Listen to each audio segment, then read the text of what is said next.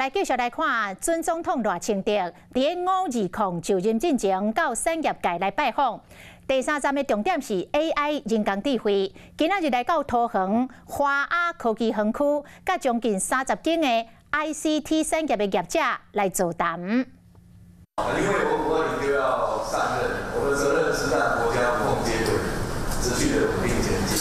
我们也都知道，我除了要负责国家的安全以外，其实经济产业是台湾生存发展的命脉。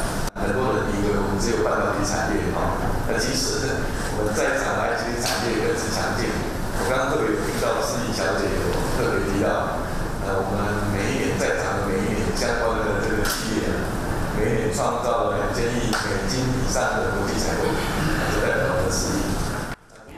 这场座谈有豪硕的董事长董子贤、宏基的董事长陈俊成等人。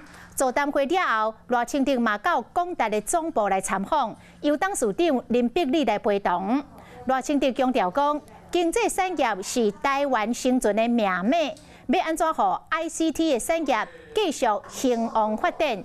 面对各项的挑战，拢会当顺利来解决，这是伊的责任。